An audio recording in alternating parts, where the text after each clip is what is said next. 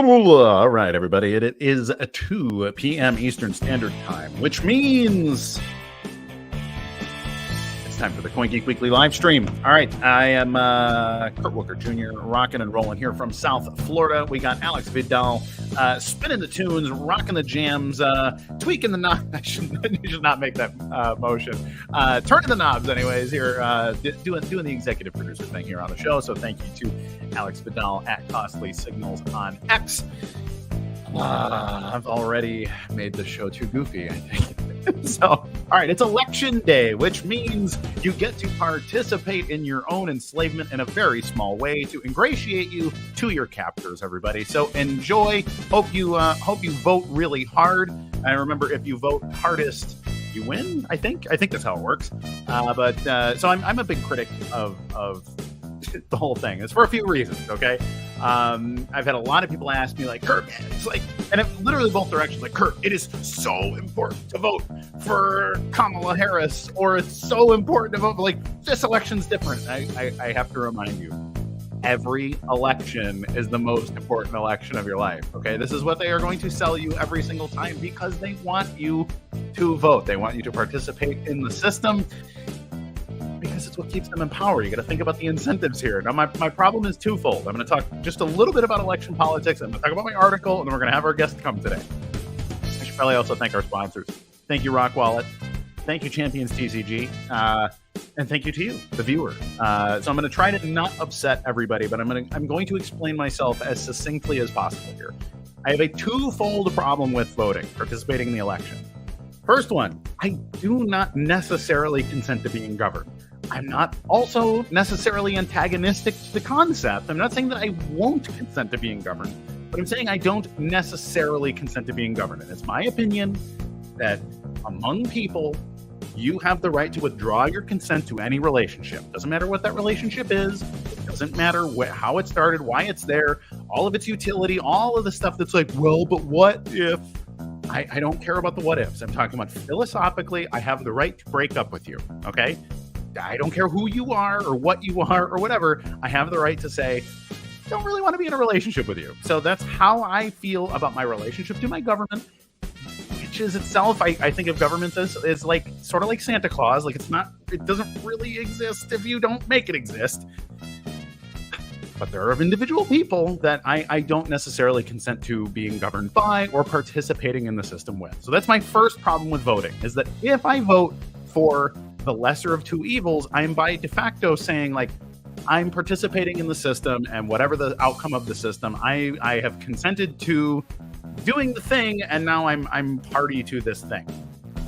Secondarily to that, the philosophical part, I don't like the idea of, if I vote for a candidate and he causes harm to people, no matter how big or how small, so I'm talking like slightly disenfranchised person over here who's now having a bad day, or I'm blowing up the people in this country over here, my name could be attached to that. And if I vote for the person who does those things, I'm participating at least a little bit in the negativity that they have given.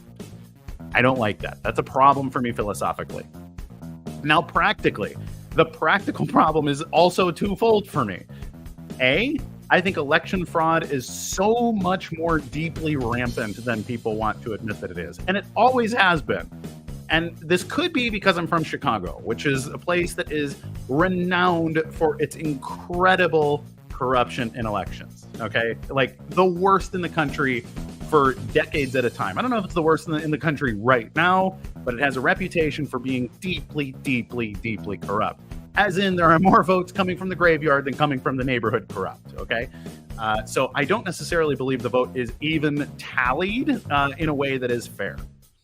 Now, the other part of it is, well, what if I don't like the candidate at all? I hate the idea of voting for the lesser of two evils, because I am voting for something evil in that scenario.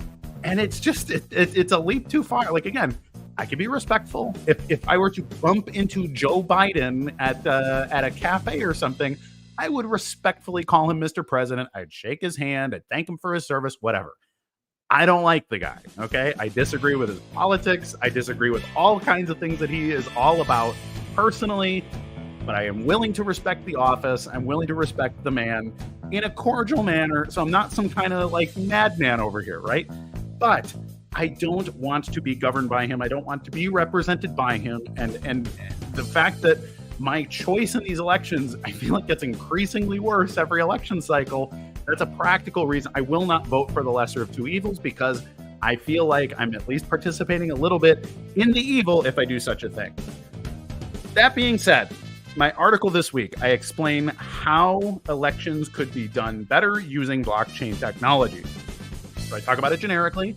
I talk about the types of fraud that are common in elections, going back as far as 1960. So we're talking like generational, this is like 65 years of fraud that we are going to go over. And then I talk about the practical ways to make an election truly fair by using the blockchain. Now, if we were to move to a blockchain-based voting system, I might,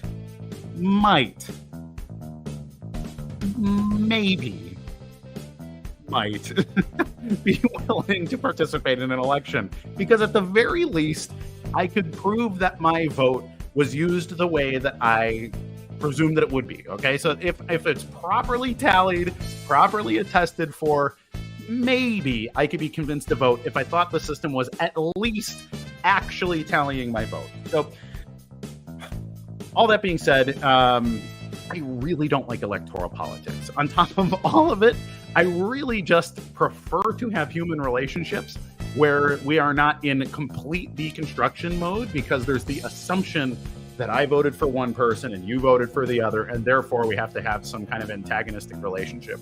I care a lot more about the individual person that I want to do business with or have a personal relationship with, because those are the things that actually matter. Politics just gets in the way, government just gets in the way, and I don't like any of those things. Bitcoin fixes this. Thank you, Uncle Josh. That's exactly right. Bitcoin does indeed fix this. So, it's a be good to each other moment, I think. All right, our guest this week, Ryan Wold. He is a man who I met in San Francisco physically. I've actually known Ryan pretty casually, but we have had interactions on the internet for many, many years now. Sharp guy with a lot of experience, guy with a lot of talents. In fact, enough talent that he was able to win the sCrypt Hackathon in San Francisco this spring. And we're going to talk about a whole bunch of stuff going on in the broader Bitcoin ecosystem, but also some of his unique insights into the memes of the day, both from the degenerate side of like, hey man, blockchain stuff cool, to all the way to the enterprise stuff that also know, the antagonism of the blockchain space. So we're going to take a little breather. We're going to play an ad from Rock Wallet, who, again, I'm very grateful for your sponsorship, Rock Wallet. Thank you for sponsoring the show. And we're also going to do the comments of the day situation. So if you make a comment, try to make a funny comment. Funny comments tend to win. You'll get the Champions TCG card if you win the comment of the week. So let's I'm going to take my little breather. I'm going to drink my little water, wet the whistle, as it were, and we will be right back with Ryan Wold. Hi, I'm Gil Fulbright. The people that run my campaign, they've made this commercial, and I'm in it. This campaign, it's not about me. It's about crafting a version of me that'll appeal to you. A version that visits random work sites with paid actors pointing at things. A version of me that doesn't find old people loathsome or pointless. Has a conventionally attractive yet curiously still family. Listening to my constituents, legislating, these are things I don't do. What I do is spend about 70% of my time raising funds for re-election. I'd do anything to stay in office. My name's Gil Fulbright, but hell, I'll change my name to Phil Goldbright, or Bill Fulbright, or fill up my mouth with farts. These are the things that are important to me. And these are the fine people that finance my campaign. Now, in order to do these things, I have to stay in office. And to stay in office, I have to keep these guys happy. Now, if any of these things make these guys unhappy, well, my hands are tied. So come November, the choice is clear. Do you want another spineless mouthpiece for special interest and lobbyists? Or a spineless mouthpiece for special interest and lobbyists? I'm Philip my mouth with farts, and I approve this message.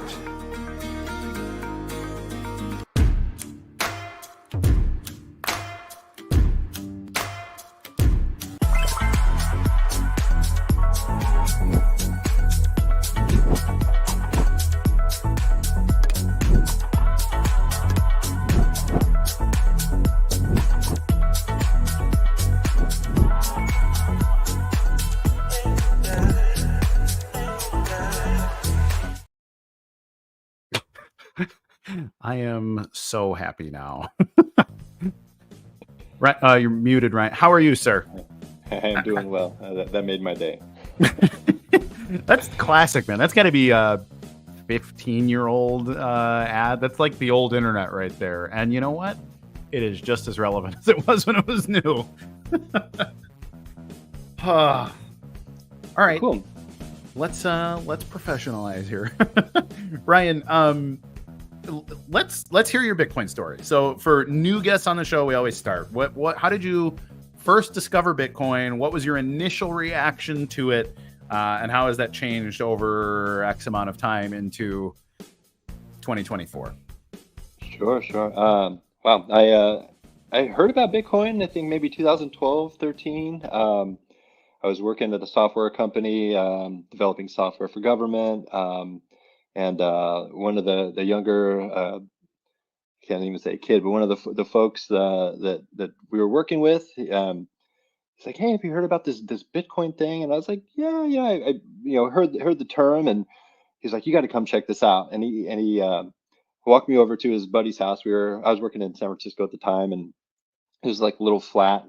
There was a crate with all this hardware in it. And I was like, "What is this?" He's like, "We're mining Bitcoin." I was like, "What does that even mean?" And so at the time, I guess GPUs were starting to be used, and that's kind of when I heard of it. And I think the next week I read the white paper. There's some interesting things in it, but I didn't really get it. Just kind of went on with my life, and 2015, 16, I started hearing number go up. 2017 number was way up. And this whole time I was just like, like obviously it's something. I still not sure what it is. And then I started hearing about Bitcoin, BTC versus Bitcoin Cash. I was like, oh, okay. Like, there's a fork. It's open source software. I'm very familiar with that. Didn't really get the implications of, what that meant, how it would unfold. And then I came across Craig and a lot of the controversy surrounding Craig, and I tend to question things by nature, and especially contrarian takes, and started looking into it, and I was like, wow, there's a lot of interesting stuff here. And ultimately I sort of was really drawn to the notion of a scalable blockchain, and something that isn't just number go up technology, which certainly has its value, and I'm not here to talk that down. There's certainly a use for that, and sound money. I think that's something I definitely am attracted to. But a public ledger that everybody can use, that was really core to my values. Things like open source, transparency, honesty, the notion of having relationships with like diminishing trust. And I was like, well, what is Sure. Like, I didn't even really I took a lot of that stuff for granted, and I started to think deeper and harder about it. And then you start to look around and you see incentives, sort of like you mentioned a little bit earlier, and you're like, wow, like a lot of the weird behavior I see in society is encompassed in these very odd incentives, and on a systemic level, these incentives are quite misaligned.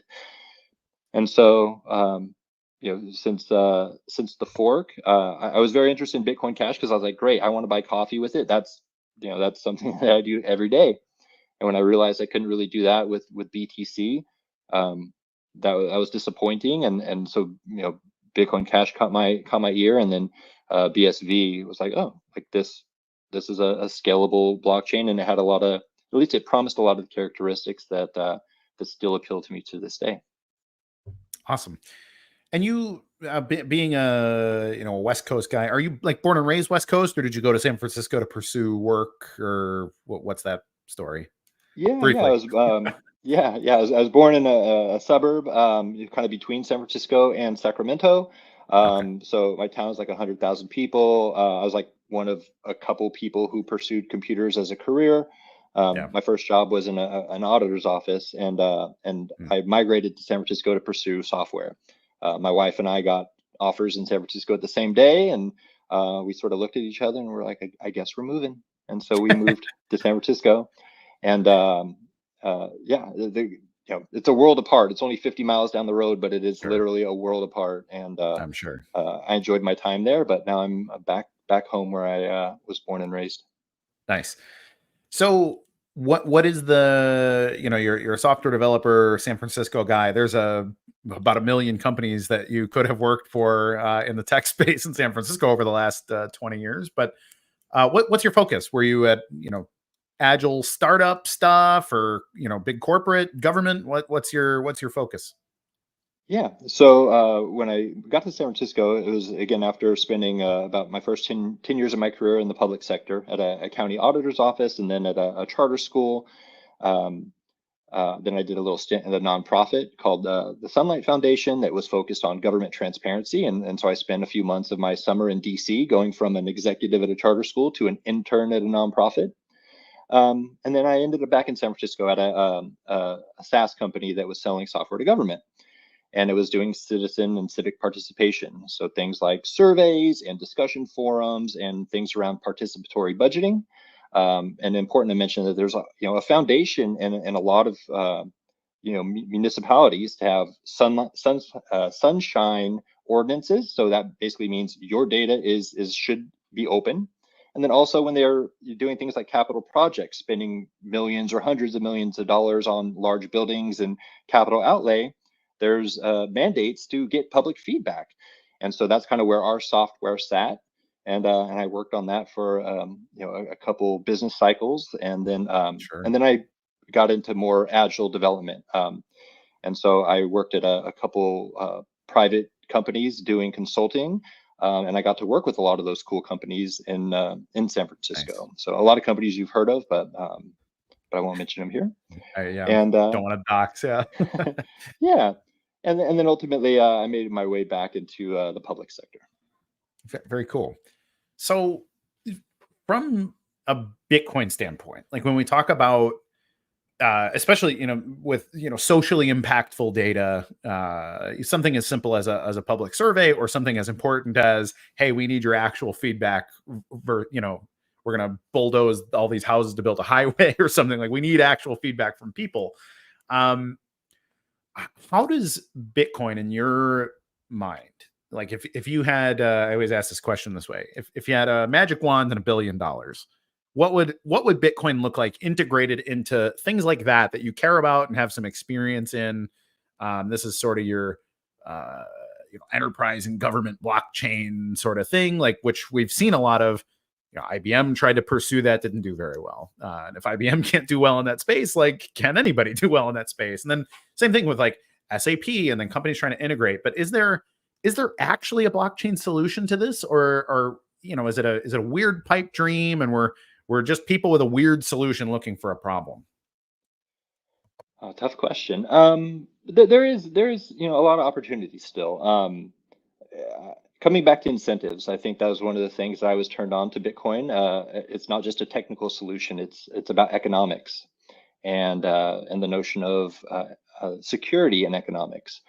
And so, public participation, a lot of times it's a little bit astroturfing, right? So the mandates are like, hey, we need to collect feedback, and so it's like, here's feedback, thanks, and then what happens? It just gets thrown in the bin, or gets put on a shelf in a report. So unless that feedback is feeding back into the system in order to modify and inform the behavior of the organizations, it's frankly useless, and it actually deteriorates the trust of the people who provided the feedback in the first place. And so, how could Bitcoin help? There's a few ways, at least. One, I think, public finances are huge. I got first hand observation of this when I worked in an auditor's office. Like, we were a tiny county with a $700 million a year budget, and that during the 2008 housing boom, then crisis, it peaked to $1.2 billion, and then came back down to 700 million.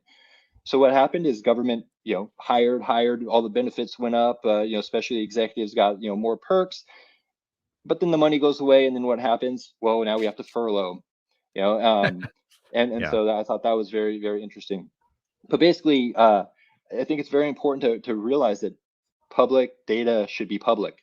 Yeah. And so I got to work on some accounting stuff. And so, ideally trying to figure out ways um, to make some of that accounting more transparent, more open, and lowering the coordination costs around some of the reporting would be Mm. actually valuable for those organizations.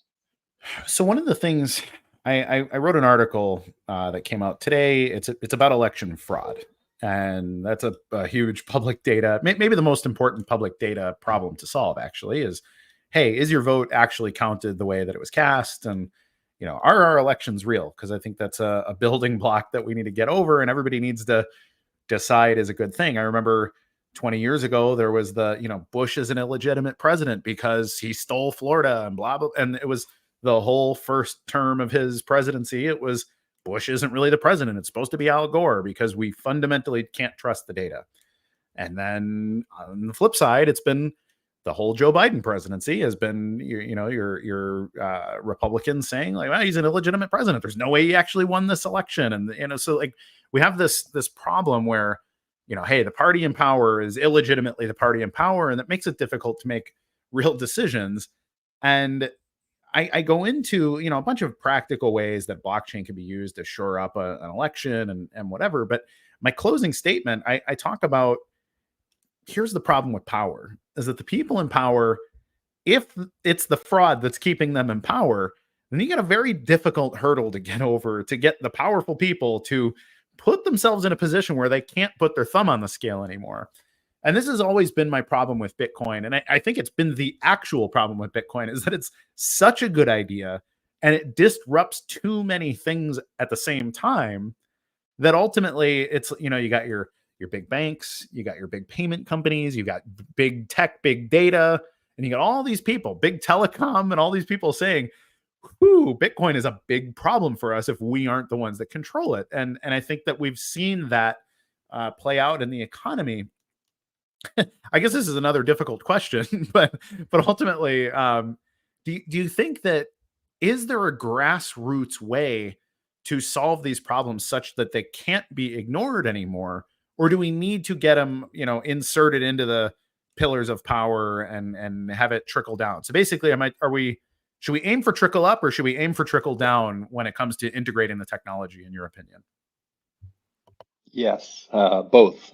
But ultimately, it Good is a answer. very, very tough top-down argument. There's too many misaligned incentives, um, and they are sometimes framed as legitimate risks and concerns. And there are a few legitimate risks, but I think the real risk is just disrupting of status quo.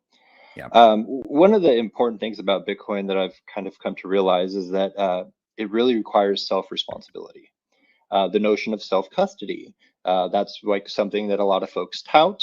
It's also something that prevents a lot of mass adoption because a lot of people aren't comfortable with that. They don't want to.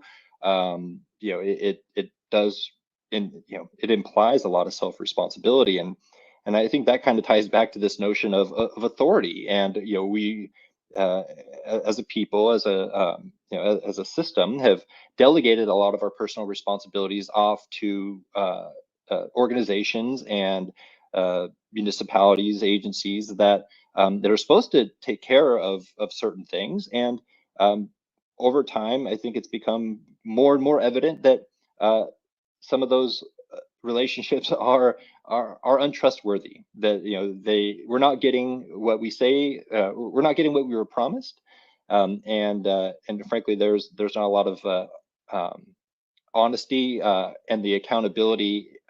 While it's notionally there, it's effectively not. And so, what can we do at a grassroots level? I think this, it comes back to small groups self-organizing. I'm very kind of interested in this notion of jurisdictions, and living in a city in California, the city is within a county, and the county is within the state, and the state is within the federal government. But within that, there's also special districts like school districts, there's water districts, mosquito districts, all sorts of, there's dozens and dozens of other types of special districts, and those are all different jurisdictions, and they're all there to provide services. That's kind of the spirit of the law. To the extent that they do, that's debatable. So what can we do at a local level? That starts with the self, and then it goes to the family, and then at least geography wise, that goes to our street and our neighborhood, and then then we work back up. And there's a lot of innovation that needs to happen at that local level. And one of the things I was really pleased with when I was in San Francisco is that they have these micro communities, and their neighborhoods have a lot of pride. But also, even below that, there's meetups and people who gather because they have a shared interest, whether it be technology or cooking, or they want to go walk on the beach and discuss art. It's like those interests are what bring people together. And so I think that's where I really see Bitcoin shining, is creating small micro communities that can then scale up. It's one of the key things. There's not a lot that I miss about living in Chicago, and I'm born and raised. I'm tragically Chicagoan in a lot of ways, but I now live in the suburbs in South Florida, a little cul-de-sac and stuff. So I'm very raising a family mode, but man, do I miss like you said, it's like, hey, I want to go to a meetup about French cooking or whatever. I'm going to go on the Chicago pizza tour, or I'm going to go, kayaking in the Chicago River. Just there was so many little things that you could engage with the culture very trivially, just hop on the train and, now I'm at this next cool thing to do. And it's very different in most of the country. Most of the country is quite a bit more spread out, maybe the couple people on your block, but your neighborhood does not have 1,000 microcosm subcultures of things to engage in. You're lucky if you got a decent coffee shop in town in most of the country. And so it's a weird thing like that, where, you get your urban values and your suburban values that are sometimes at odds with each other. And I think that actually manifests itself in the politics too, that you see wow, that's not how the real world is. And it's a little bit well, it's not how your real world is, but this is reality for a great many people. Do you think Bitcoin, or even just the technology fundamentally, I think money is intended to actually bridge some of these gaps, to be hey, we don't agree on a whole lot, but if we want to do business with each other, here's a bridge that we can all agree on. And that's, the dollar for the time being. But do you think Bitcoin can actually, close these gaps? And the reason I ask is I've always struggled with, I think it's obvious, but I think all kinds of things are obvious. And I've come to realize I'm not a very reasonable person. And so do you think we actually can start to bridge gaps like that with Bitcoin? Or, how would you do that? How do you see this actually playing out? Or what are things, to the viewers, we got people watching the show right now. What are basic things? And I'm the king of long questions today, but I used to encourage everybody, start a meetup in your neighborhood. If you're watching the show right now, you're already probably the most passionate Bitcoiner in your neighborhood, right? And so why not start a meetup? And it can be free. It can be at a coffee shop or a pizza shop or whatever, and hang out for an hour and just answer questions of people that come in. And I think that's a really easy, basic way to just kind of gauge sentiment, start to build a community that is, shares some values with you. But what do you think? What would you do, or what have you done? Maybe what have you done that's worked? Given that you've participated in some of these Bitcoin related hackathons and things, how does that work for you? And what would you recommend to people based on your experience? Yeah, really good question. I love the idea of meetups, whether it be Bitcoin related or not. I think that's it's super important. But in terms of getting grassroots adoption, one of the ideas that I've been sort of drawn to is this notion of circular economies, and starting down at the local level, sometimes the family is really that base unit, right? Like we're exchanging resources and time with, it doesn't have to necessarily be on Bitcoin, but to kind of scale that up, um, to use Bitcoin at a local coffee shop. So I've, had conversations with a local coffee shop about taking Bitcoin, and then it gets into all these pragmatic questions about adoption, which kind of tools. But it's like, I could just sit there and we can, just use it as an educational moment for some of the customers. But basically creating a circular economy, meaning like, like I'm buying a coffee, that person can then buy cups, or apples from, or from the peach orchard out there, then they can turn around and buy services from somewhere. And once you close this loop, then you can start, getting a velocity of the money, and it creates, transaction volume, it builds trust. And then also I think that is a virtuous cycle that can be repeated. How to connect those circles. And once you have multiple circular economies, then then you start to basically bridge those, and then they can kind of spiral up. So it's a little hand wavy of an answer, but I think it starts one transaction at a time with one person at a time. And coming back to the first sentence of the white paper, it's peer to peer. And something that is continually impressive to me is marketing. Peer-to-peer marketing is highly untapped. And when I saw Tonic Pal, I was like, yes, like we need to figure out a way to incentivize each other to share good things, because I'm so much more likely to take a recommendation from a friend. I have a couple foodie friends, so I'm like, hey, this person, like, where do I go to eat? I will take his recommendation every time. Um, as opposed to just a litany of nameless ads that are selling me low quality things. Sure. So I think that's a way, a pattern that we can scale up and lean into. I love that. Actually, Tonic Pow is one of my favorite apps that ever was created for exactly that reason. It's like, hey, I'm going to curate the internet that I want and do it for pennies. But no, that's really really good advice, actually. Um, let's talk a little bit about your experience in the hackathon. What did you create and why? And then also we'll take a few questions. We have not a ton of questions from the audience yet, but if you're watching, audience, our dear fans, if you have anything you'd like to ask of Ryan while we have him, now is a good time for the next 26 and a half minutes to get with Ryan here. But let's talk a little bit about your hackathon experience. What did you create and why did you create it? Yeah. So yeah, I went to the sCrypt hackathon in San Francisco, and there I was able to meet a lot of folks I've sort of bumped into online, like yourself, and handfuls of others, and it was really awesome to meet these folks in person. And so there I met a couple people that we decided to, we had some good conversations around Bitcoin and the idea of building and generating some transaction volume somehow. And ultimately, we decided to participate and try to create something. So I was working with Archie and Kevin Healy. So ultimately, what we decided to build was an app called Gassed Up, which I mean, really, we just wanted to use it as a way to just like try to create one contract. Like the goal was just to create something that worked, and that was a very minimal transaction that we sort of agreed on. Ultimately, the idea about Gassed Up is if you've ever gotten gas, you pull up to a machine. You have to swipe a credit card, and then you punch your gas and you fill up. But at the time you swipe your credit card, what happens is it actually charges you. It kind of varies, but in my local area, it's $200.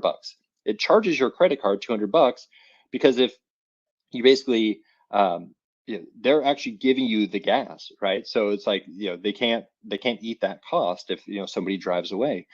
And so we're like, well, how can we replicate that? How might Bitcoin help? And so we used sCrypt to basically create like a small like escrow essentially, where when you go up, you basically lock a certain amount of tokens, you pump your gas, and then when you're done, it gives you the change back. And again, so this prevents, like, if you don't want to be driving away from the gas, right? Because then the gas station will have to eat that cost. So yeah, it was a very simple use case. The UI was pretty simple, but the goal was really just to have a thin slice of functionality that could then be scaled. And obviously, gas is it's a very common thing. And so I think if something like that was adopted, it would be there would be a huge market for it. And essentially, there's that 3% that 3% credit card fee that you could potentially save. So that's something we explored. Awesome. Anything in particular you'd like to cover before we take some audience questions? Like, we're gonna like popcorn around, I'm sure, with topics people want to discuss. But was there any grand idea that you want to make sure the world hears while you're on? Oh, well. So number one, I mean, if you're interested in products, let's chat. DM me, hit me up on sCrypt, Slack, or Atlantis, or like, just I'm easy to get in touch with. Find my website. So happy to have a conversation about product or development. And yeah, keep an eye out. There's a product I've been working on for a long time. It wasn't really Bitcoin related. It's in the civic space, and so ultimately I've decided to open source it, and it's going to have a hand cache integration to start, and ideally I'll kind of Nice. support other things as there's demand. So keep an eye out. Very cool. Mr. Vidal, Alex, let's bring up some questions here. I see you got a few starred ones. We got you see more. So that was my first thing. Ryan popped on. I was like, oh, hey, it's the One Love heart on the wall. So a little bit of Twitch history there. That's awesome. First of all, and I see a few people have pointed it out. Yeah, there we go.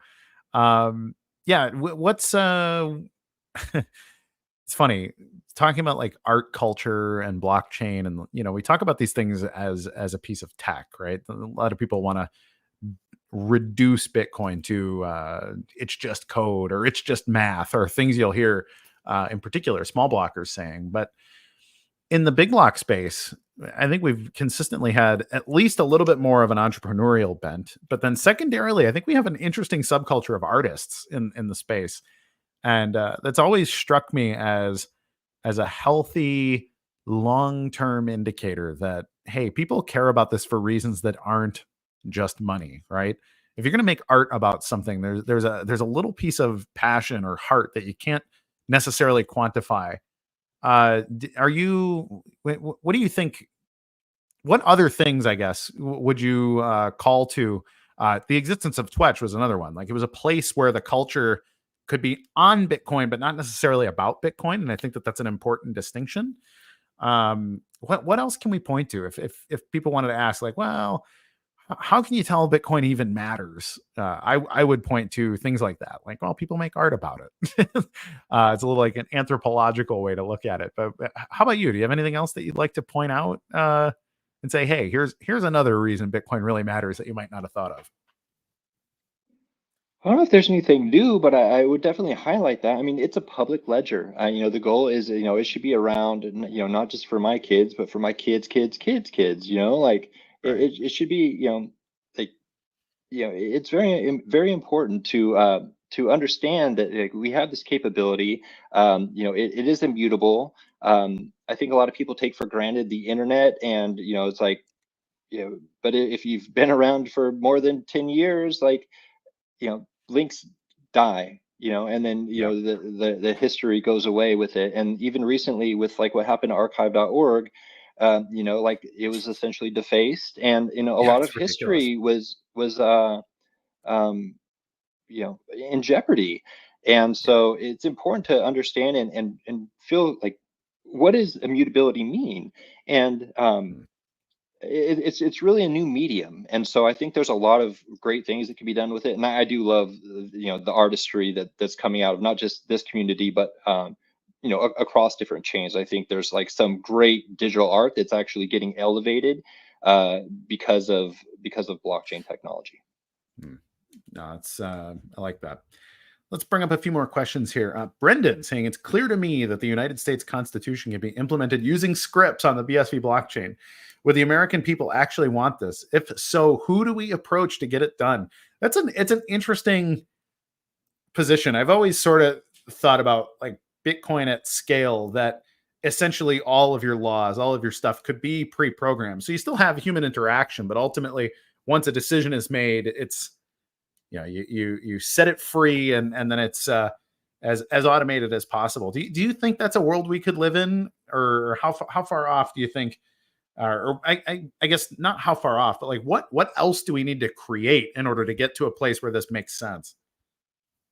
Yeah, I think we need small, examples of where it can work, and it's not going to be core like critical infrastructure to start. It's going to be something like relatively trivial. I think like adopting parks or land trusts are great places to start. Would the American people actually want this? Some yes and some no. The incentives for a lot of the people managing things, like their incentives are to manage things, not to accomplish them, not to get them done, but just to manage them.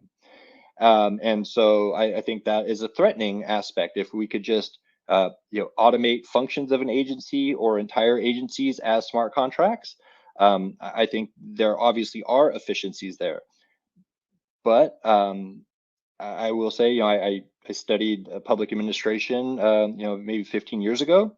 One of my insights there was basically one of the primary roles of government at all levels is to be a job provider.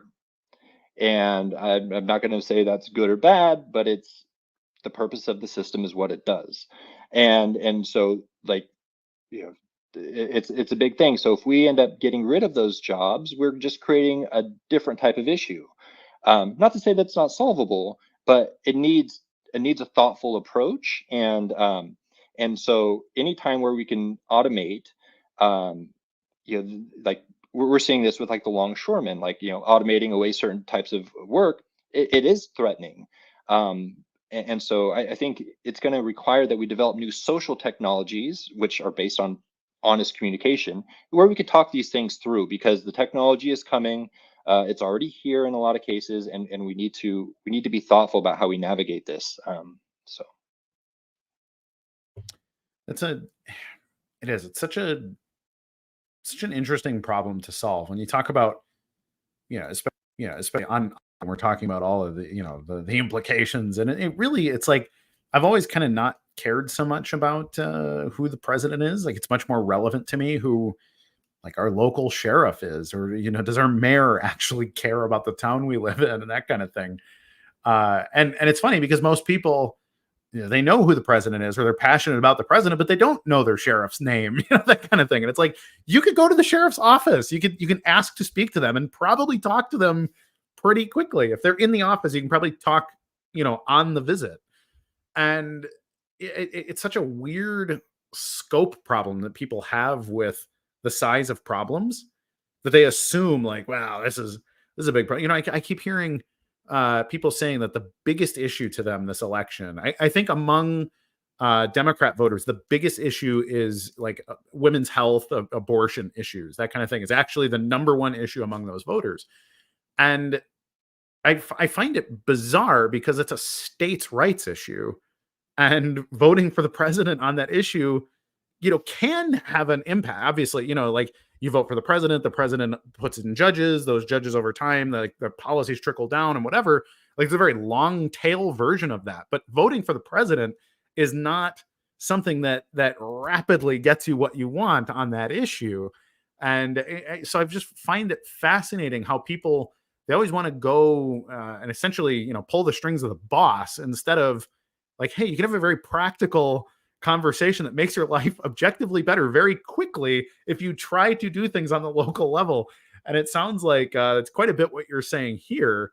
And yeah, so basically I just wanted to commend you for for keeping it real, and that like, hey, you know what, you can go knock on your neighbor's door and talk to them about Bitcoin actually. So yeah, it's funny. Yeah, they say all politics is local, and I think that that's really true. And it kind of gets back to that jurisdictional hierarchy, right? It's like your city is much more tractable. Try attending, a county, board of supervisor. They're also, Right. you would have a much better chance of getting time, with them than you would even like a state assembly person, or Yeah. let alone your federal representative. So, start local, and because that's where action starts. So. Yeah. No, it's really, really good point. Uncle Josh. Can't wait till AI is creating our laws. It's an interesting thing now with AI and distilling things down to their most useful um version. Like how do you think AI and blockchain interact at scale? Like do you think the AI revolution that we've seen the last like 18 months or so, is this generally good, or does it need a very different governance model than we've seen? Or what are your thoughts on AI and maybe convergence of AI and blockchain at the moment? Yeah, I mean, there's a lot to be said about AI and blockchain, specifically about sort of the provenance of data and how these models are trained, and even the kind of proliferation of certain models, right? If you're doing all this compute and you can basically reuse that compute in a trustworthy way, with some of the characteristics of a blockchain, both the inputs to that to the model and the outputs. But just kind of rewinding a little bit about AI and laws. Um, One of the assumptions underpinning that uh, is this kind of argument around code is law, or is law is code, and ultimately, like, you know, laws in the legal sense are not like natural laws in the in the physics sense. And so we're the as individuals and humans, we've created this construct of laws, and there are frankly a lot of assertions about what we should and shouldn't be doing. And there's also the assumption that those things are enforced, which sometimes happens and sometimes doesn't. And so, one of the things I just like to share is that as a software developer, there's a approach to software called test-driven development.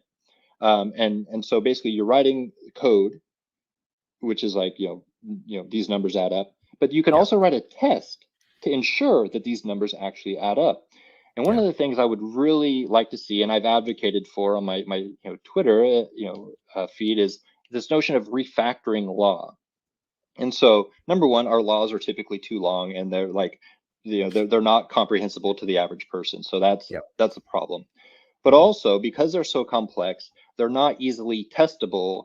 And I think part of that is by design, for good or worse, often worse. So the notion of having laws that also come with tests of some sort. Is this thing accomplishing the thing it was set out to do? And so, uh, like that, those are, there's people exploring these type of things, but again, it's going to start with, one example. And I've actually been playing with AI to draft certain types of legislation at the local level, Hmm. just as an experiment. So I absolutely think it's coming. And again, we're going to need to be thoughtful about it, but ultimately there's the code and human interface, and we need as individuals, um, to work with our institutions to to ensure that there's like the right governance in place.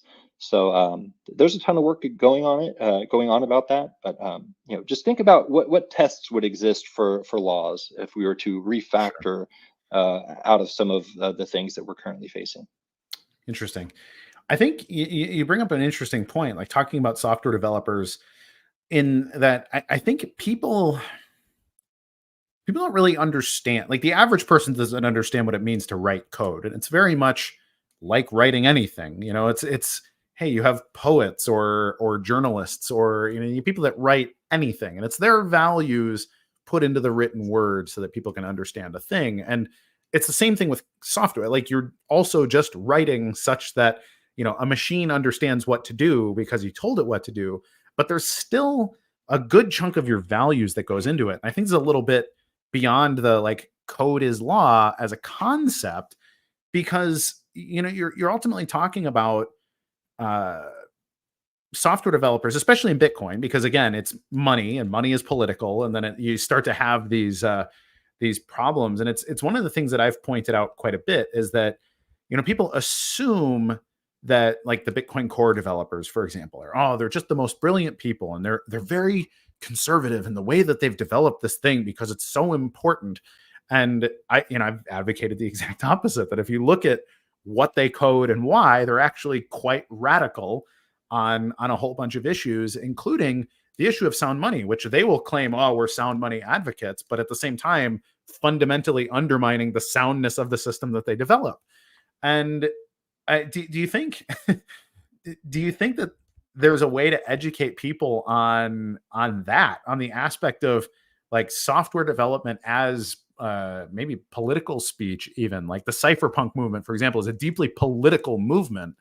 Very libertarian on one side, and also there's a left-wing bent to it too. That's very, they can be antagonistic as well. But we take literature classes or poetry classes in college to understand like here's the culture of the time in the written word. Do you think that there's a place for that, maybe for people to understand, at least academically, that like, hey, the way software has been developed from San Francisco, for example, shows a very specific cultural value or a set of values that is then sort of transplanted onto the world. And how do we, I don't know, I'm having this thought like literally as it's occurring to me. So maybe you can help me flesh it out. Is this something that you've thought about? Yeah, so I mean, it's tough, but ultimately, this is one of the reasons why I value open source, right? So open source software is basically the ability to look at the source code, and then there's sort of derivatives or like other like related issues to that about the legality and the cost of reusing that code. But open source means that I can see the source code. One of the things that was a very formative experience for me is, I got into software, as a teenager because I was playing a Nintendo game, and it would always like lose, like it would just like lose my saved data. It's like, but funny. computers, have disks, and I can make sure that it gets saved. And so this notion of a read-write medium, and I have a young kid. The most important thing I can advocate, is that technology is like, especially computers, is read write.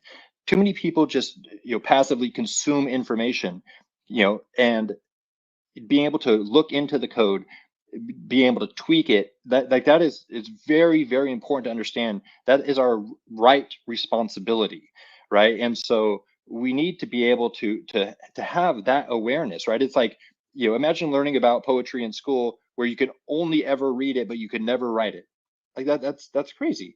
And so, being able to practice doing it. And one of the things I like to share is like, if you've ever put a formula in Excel, you've done programming, right? That is like the gateway drug to programming. Yep. Really. Love it. And so no, really, start a good there, example. and then I mean, most other code people are like, oh, you're a software developer, that's like whatever, especially like where I live. Like, no, I'll sit down with you. We could pair program on something and like, teach you HTML in an hour. Like, you're not going to be an expert, but you'll understand, have this experience that I can write code to, and it's not something for them to do. And that's kind of where I want to like stop this, is like, coming from San Francisco or wherever, it's not their responsibility to do it. Like, because we have delegated this responsibility to the tech companies, then it creates this chasm where we lack self-responsibility for creating our own systems, creating our own, digital ecosystems, by delegating authority to places where it may not be deserved. Interesting. No, it's a really interesting point. And we've gotten quite a bit more philosophical than I thought we would on this conversation, but I think it's been pretty good. Mr. Vidal, I honestly, I can't believe we have less than 5 minutes left here in the show, but let's bring up a few more questions here for Ryan. What do Kurt and Ryan think of Elon tapping Ron Paul for the Department of, what is it, Government Efficiency? I think that's what it is. Department of Government Efficiency. What's your thought? I love the meme. I think it's very, very important. I can't really speak to, any of the political stuff, but I really love the meme. And I think like we need something around government efficiency and more metrics there. And there are existing tools, and they might not be perfect, but there are performance reporting is it's an existing thing. So is like financial accountability and financial reports. So I'm just like, it's great that this is happening, but I also want to convey that there is a lot of existing effort and work and people focusing on like public data that's already being published. So if I could say, just like lean into that and search sunshine laws, search open data portals, search performance reporting. There's a lot already to be had. I would just like to see a lot more of it. Yeah, no, I think from my side, I think regardless of how you feel about the size and scope of government, and I think that's really what's at odds between Republicans and Democrats, at least rhetorically, is size and scope of government. But from a practical standpoint, I would like to think that we could all agree that no matter how big the government is, that we would want it to be as efficient as possible at doing whatever it's doing. So I think in theory, it's a good thing at least to be discussing. So let's applaud Elon for the killer meme, I guess. I see you want to say something else about it. Not to lose sight of effectiveness, right? So like a lot of times, like efficiency is one goal, but also being effective, right? And so I just think sometimes we want to make sure that it's in there. Yep, for sure. Let's Gavin, another San Franciscan, saying nChain holds several patents related to blockchain voting systems. What do you think the impact of these patents is on municipalities that desire to implement blockchain-based election systems? I don't know. I mean, I imagine all the voting machine companies and stuff, they have their machines are patented and licensed and whatever else. So I don't know. I would guess it's a neutral point as far as that's concerned. What do you think, Ryan? I still think there's a lot of misinformation around this. I get to participate in several groups that discuss this, and there's just a lot of I think misunderstanding. I don't think people realize that you could either vote from home or in a booth and see the result of your vote on a ledger in real time, essentially. And so there's a lot of different points of fraud, and I'm curious to read your article about how existing systems are abused. I think blockchain done well could resolve a lot of them. I would like to see more exploration, and frankly, there have been a couple like small pilots done. So I'd like to kind of dust those off and see what was good and what came out of those, specifically in Arizona. Yeah, for sure. Let's the open government directive. Oh, what's up, Bridget? By the way, Bridget's another a good egg that I was able to meet in San Francisco. So the open government directive I saw you mentioned on X a few days ago is a good example of such efforts. Yeah, absolutely. I'm very much a small government guy, but what you said about being effective, like there are certain things that if we must have a government, it should do these things like very well. And if it doesn't do them well, I think it makes the argument for whether we need the government at all. But it's it's a deeper conversation. She also says, I've been involved in local campaigns. It's still hard, but better conversations happen. Absolutely. Local conversations are certainly where it's at. Let's Alex, let's take one or two more real quick. And they think they own you like a dog. Thank you, Crypto Spartacus. Let's do one more good one. Both candidates are weak. They can't even speak properly. Just look at other U.S. presidents. I don't think speaking eloquently has necessarily been a presidential value. Like even looking over time, lots of presidents were not good at speaking. That's not necessarily a skill that they need to have, but we live in a media saturated environment. Question, what's an honest timeline where you see Bitcoin used as cash for, let's say, a cup of coffee? Will we see it in our lifetime? Let's bust out the crystal ball. Ryan, what do you think? Oh, wow. I hope so. Actually, I've already done this in the past. Yeah, I mean, it's going to vary in different places, but I think go down to your local coffee shop. I mean, if everybody here went to their local coffee shop and started evangelizing, like we need more Johnny Appleseeds. I was There's been folks in the past who've just been great at evangelizing. Like, just do it. Like, get people to have an experience with Bitcoin. Like, that was the thing that was like an aha moment for me. The first time I swiped money button, that was aha, got it. That's how I expect this to work. That's what delivered on the experience. And so, whatever you can do to create these experiences for your family, for people in your community, like, that stuff will add up, and I think it will add up very quickly. So I sure hope I see it in my lifetime, and I hope I see it in the next few years at a much larger scale. Yeah, that's a good point. Like, if you make a deal with your local coffee shop, you could be the one to use Bitcoin at your coffee shop. So, yeah. Yeah, Bitcoin has no top, doesn't care who's the mofo president. I mean, we should probably end on that thought. Ryan, any closing thoughts before we wrap up here? I just want to say thank you to everybody in the community, even though that's somehow even a debated term. There's just been so many great people that I've met, including yourself, Kurt. People at the BSV Hackathon, just like so many people who've built things that other people can use, who've created things that other people can use. I just want to say thanks to everybody. Keep doing what you're doing. Like, try to create some small circular economies. I love like what Hooligan's doing with the shirts. Like, build something, create it, find a market for it.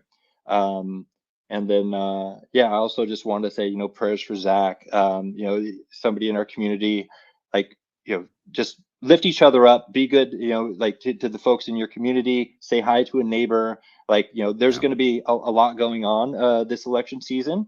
So just keep it human and keep it up, everybody. Yeah, for sure. Thank you, sir. We'll talk soon. See ya. So we need to do the comment of the day. So let's bust that out real quick, and then we will cut. Do we have another? Do we have a meme of the week, or was our fill up my mouth with farts guy? Was that the sum total? Yeah. All right. Let's do the meme first, and then we will cut right to the comment of the week, and then we'll wrap moments thereafter. Let's do it. And now, it's time for the meme of the week.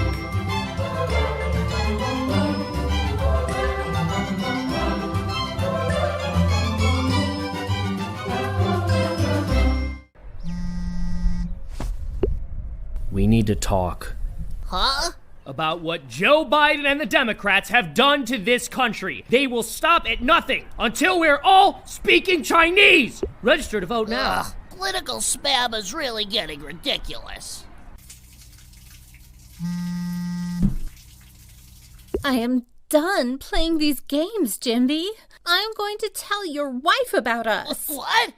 I am going to tell your wife about U.S. Representative Dusty Johnson and their plan to eliminate a woman's right to choose. Women's rights are on the ballot. Which side are you on? No, come on! I'm so sorry to be the one telling you this. We don't know each other, but I found this contact in your uncle's phone. There's no easy way to say this, but he was killed by a drunk driver last night. We couldn't find any other family members in his contact list. I'm so sorry. This burden has been placed on you. But would you be able to inform the rest of your family that this is the kind of text message you could be receiving if the Democrats continue to be soft on crime? Register now to prevent this.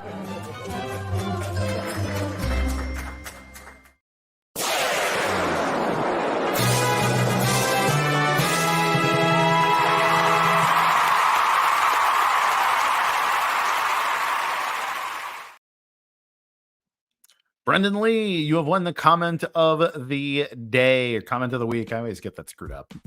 So please reach out to the official CoinGeek account on X, and we will get you the cards from Champions TCG, our delightful sponsors, along with Rock Wallet. So thank you for sponsoring the show. Brendan, thank you for your delightful comment. It's actually something that we should be thinking hard about. And thank you, the viewers of the show, for making all of this possible. If you were not watching this show every single week and sharing with all of your friends, I would have nothing to do on Tuesdays at 2 p.m. Eastern Standard Time every single week. And what would that even do for my self-esteem, everybody? So If you could go ahead, like, subscribe, hit the alert bell, all that stuff. Share this episode around. Let people know that we do this show and that we like to do it live because we like to take your comments from the troll box. That's what makes this show special. That and my genetic baldness, I think. So thank you for putting up with my ugly mug and my bald head and all my commentary and my delightful guests. So if again, you could like, subscribe, hit the alert bell, all that jazz, it lets our technocratic overlords know that you want to be good to each other by being a fan of the show. So in closing, I just want to let everybody know, I guess we're going to close with Zach news at the end of every episode for the foreseeable future, but I received a text message from Zach like 2 days ago, and I was at my dinner table, and I don't normally have my phone on me when I'm eating, but I had it next to me, and I see the notification. It's a paraphrase, but he said, "Hey, your prayers worked." So this is the first response I get back from Zach after like 7 weeks of all of that. So miracles do indeed happen, and per Zach, prayers do indeed work. So don't be afraid to pray to each other and for the nation and everything else going on. I am very concerned that things are going to be a little spicy no matter which way this election goes. And so I just want to remind you that no matter how this plays out, you should not hate your neighbor because of whatever's happening in Washington, D.C. Washington, D.C. is powerful because it divides you from your neighbor. So I encourage you to truly be good to each other. Go out there, participate in things that actually matter. And the things that actually matter are the things that you do in your real community. I'm so glad that that's what Ryan's focus was here on the show, to say exactly that. That's the message that I want to get out. Like, if you don't know the people that live on your block, start there. And I would say, if you are going to vote, but you don't know the names of your neighbors and the things that they care about, like, your values might be a little bit skewed. So work on that first. And at that, I'm going to stop giving advice, except, again, be good to each other. And I mean, it's not just a catchphrase. It's actually something that I really care about. So please go and do that.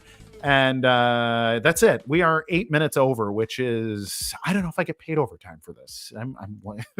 We'll see. So everybody, thanks again. I'm Kurt Wuckert Jr. God willing, I will see you next week at the same time as usual. And all right, historic times, everybody. See you next week, and goodbye.